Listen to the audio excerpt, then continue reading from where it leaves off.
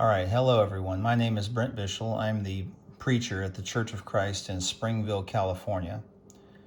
And I want to bring a lesson to you regarding the last days misunderstanding. It has been traditional in the churches of Christ, seems like forever, that our men teach and believe that we have been in the last days for some 2,000 years, and that they teach that the gospel age is the last days. Well, I want to look at this idea of the last days. And so ground zero for the last days is Genesis 49, verses 1 and 10. It there says that Jacob called his sons and said, "Gather together that I may tell you what shall befall you," now notice, "in the last days. The scepter," that is the ruler's staff or rod, "shall not depart from Judah," that's the tribe of Judah, "nor a lawgiver from between his feet," meaning from his lineage or his bloodline or his loins, "until Shiloh," and that word Shiloh means the tranquil or peaceful one, "comes." And that is a synonym for Christ. "And to him," that would be Christ, "shall be the obedience," or as the Old King James says, the gathering of the people. Now that is very significant. So Jacob, who is Israel, knew that he was about to die and be gathered to his people. And so he here gives some last words to his sons. And Jacob made some prophetical statements about the things which would occur in the last days. And so thus we have this great Shiloh prophecy. And this Shiloh, this tranquil one, who is Christ, would come in the last days. So the thread of this term, the last days here, notice this. I'm going to highlight that.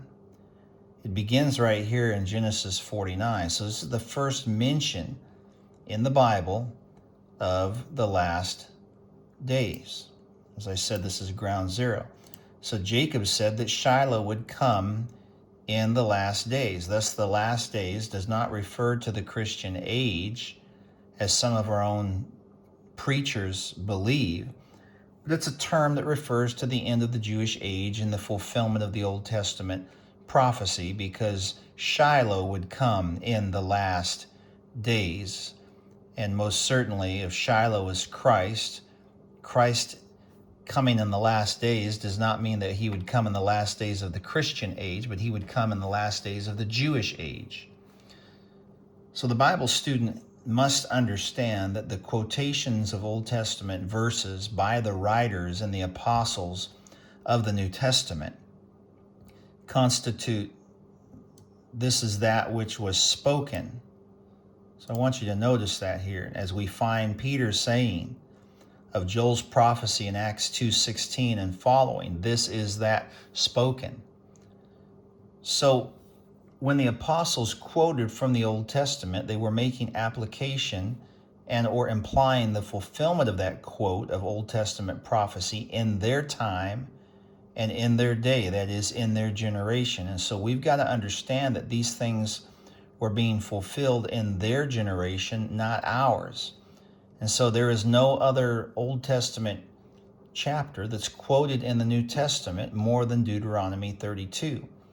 So I want to call your attention to this. Deuteronomy 32 sets the tone, really, of the entire New Testament, because Deuteronomy 32 is prophetical of Israel's last days. In other words, the events from the time of John the Baptist and the ministry of Christ all the way to the destruction of Jerusalem in AD 70.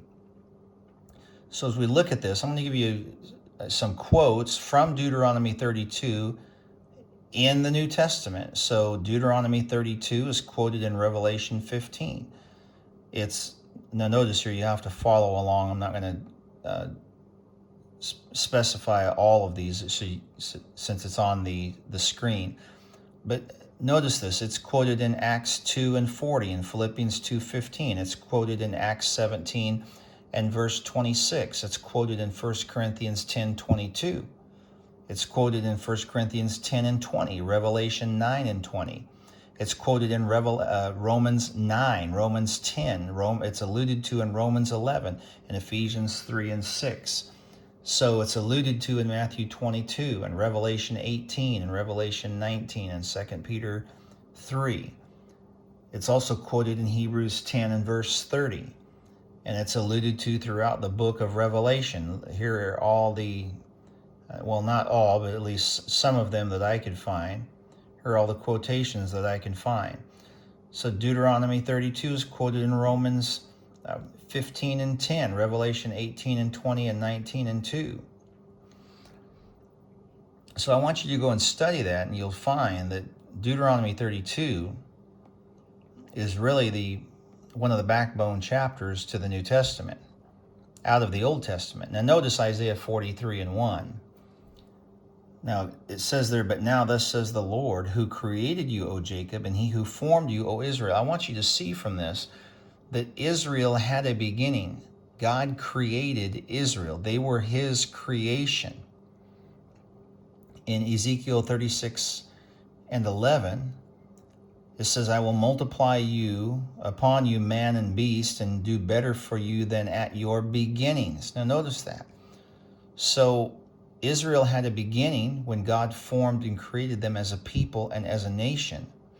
And Israel would also have an end, which would be here in their last days, or the last days, or their end, or their latter end. Now, all of these are taken out of Deuteronomy. All these phrases, they're synonymous, they mean the same thing. So these are the very days that the New Testament writers wrote about in fulfillment of Deuteronomy 32. So this end, or the latter end, which is a phrase found in Deuteronomy 32:29, was the only end that the Jews knew regarding their eschatology. In Deuteronomy 31 and verse 22, Moses taught Israel the song of Moses. It was his song, because Moses was making some eschatological, prophetical statements in this chapter, Deuteronomy 32. And this song was a prophetic song concerning the things that would occur to them as a nation in the last days, or their end, according to Deuteronomy 32 and 20, or their latter days, Deuteronomy 31:29. So all of these terms are synonymous, as I said. So as we look at the last days, folks, we have to understand that we've been wrong about this.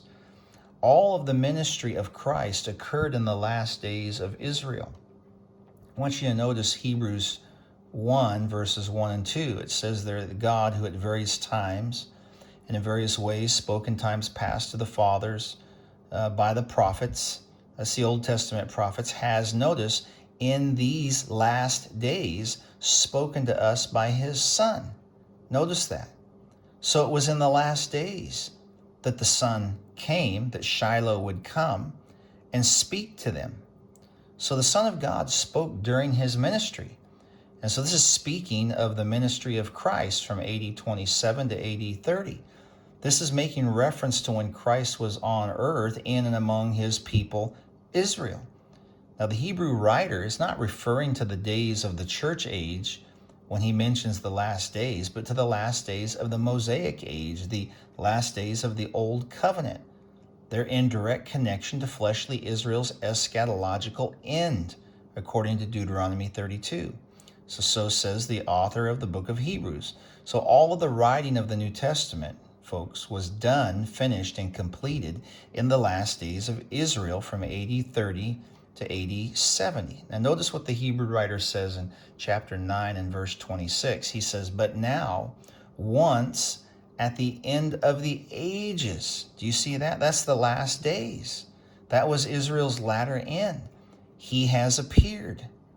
He, being Christ, has appeared. This is the Greek word, Strong's number G5319, phanero.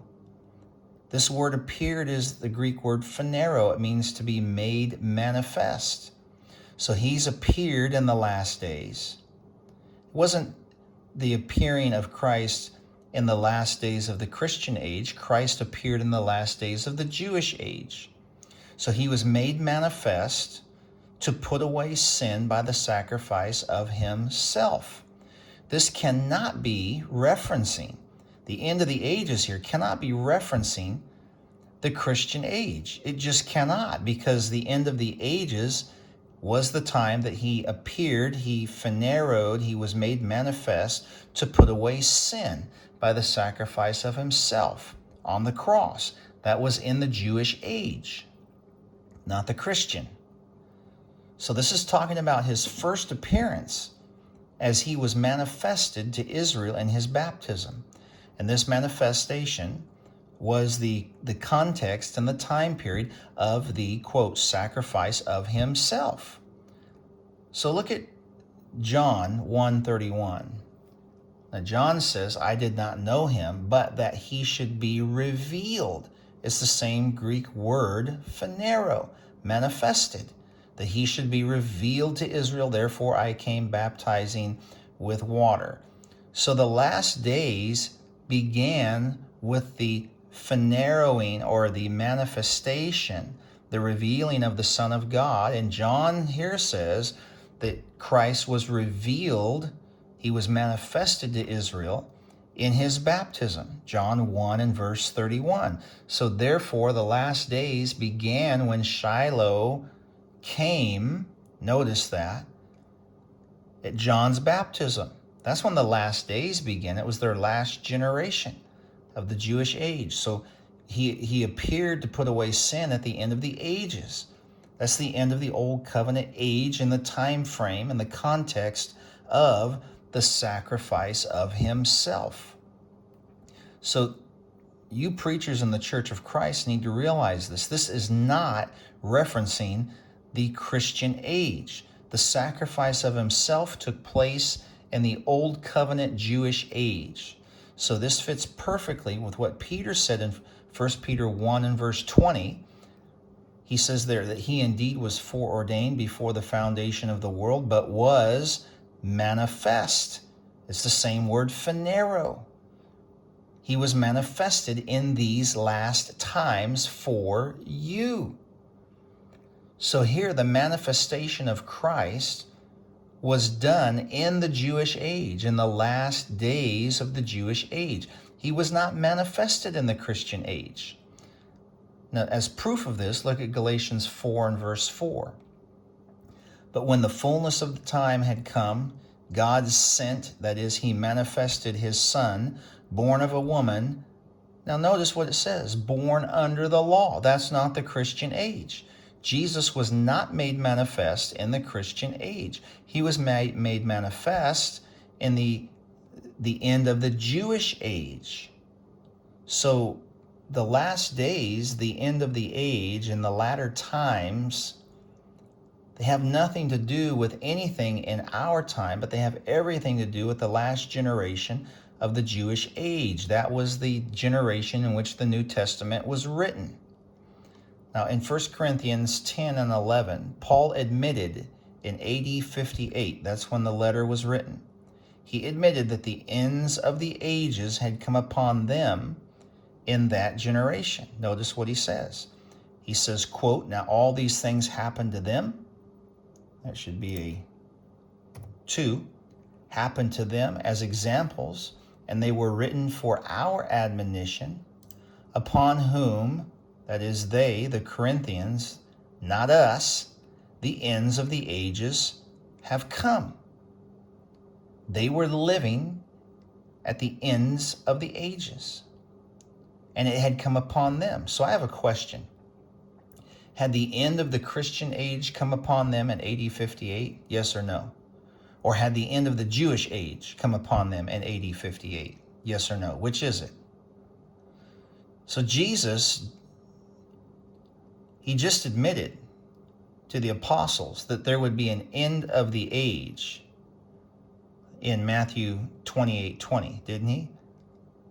He said, and look, I am with you always, even to the end of the age. So isn't this an admission that there would be an end of the age to the Jewish age?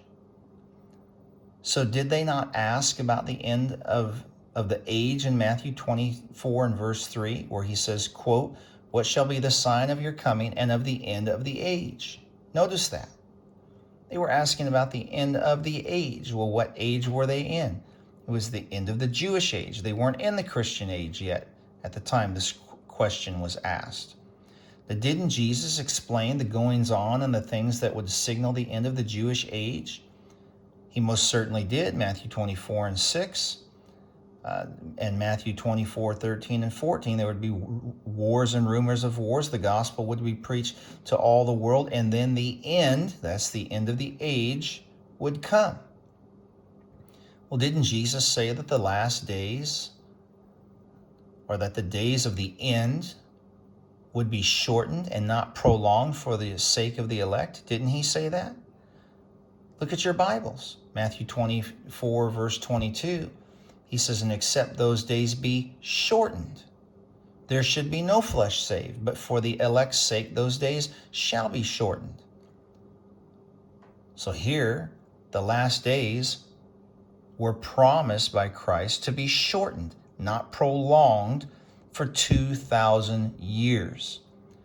Thus, the last time, the last times, or the last days, and the end of the ages were when Jesus was made manifest under the law while the old covenant law was still operating. So it was all in the context and in the time frame of Israel's last days, not ours.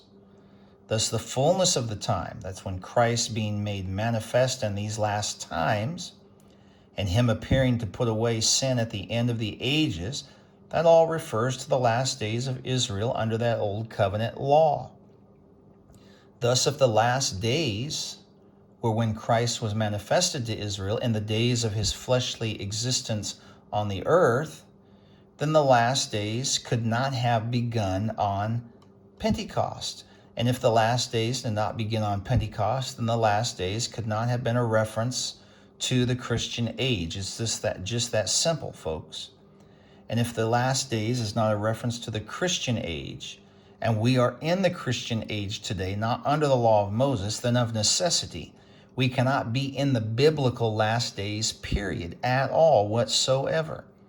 And if it be the case that Christ was to come the second time in the last days, and he was, according to Matthew 13, 38 through 43, and Matthew 24, 34, it would be that generation that would see all things fulfilled. And if the last days are in our past, not our future, then it must be the case that Christ has already come the second time.